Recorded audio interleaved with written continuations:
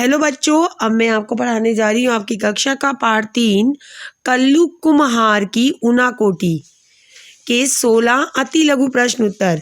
इस पाठ के लेखक हैं के विक्रम सिंह। ये आपके सामने 16 अति लघु प्रश्न उत्तर हैं।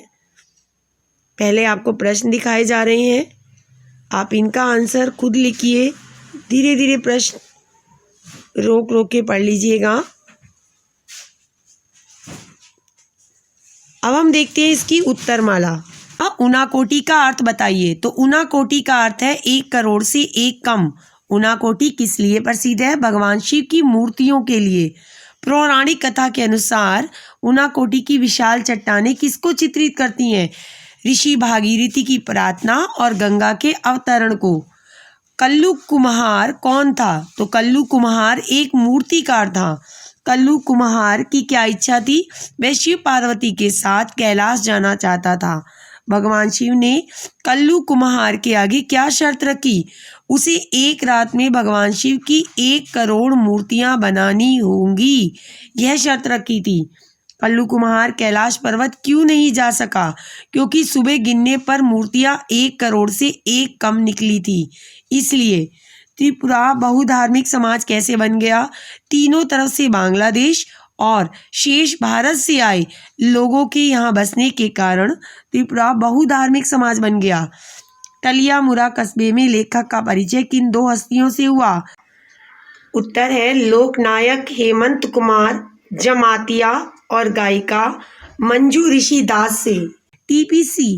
टीपीएस की खेती क्या होती है? तो बच्चों, आलू के बीजों की जरूरत 2 मीट्रिक टन प्रति हेक्टेयर के बदले सिर्फ 10 ग्राम मात्रा में पूरी जो करती है खेती, उसे टीपीएस की खेती कहते हैं।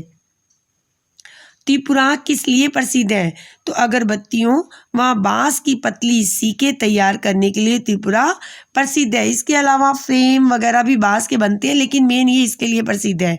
त्रिपुरा में समस्याएं किस कारण उत्पन्न होती हैं? तो बच्चों, बांग्लादेशी लोगों के अवैध रूप से आने के कारण यहाँ समस्याएं उत्पन्न होती रहती हैं। कल्लू कुमार की ऊनाकोटी में लेखक ने कहाँ कहाँ शूटिंग की?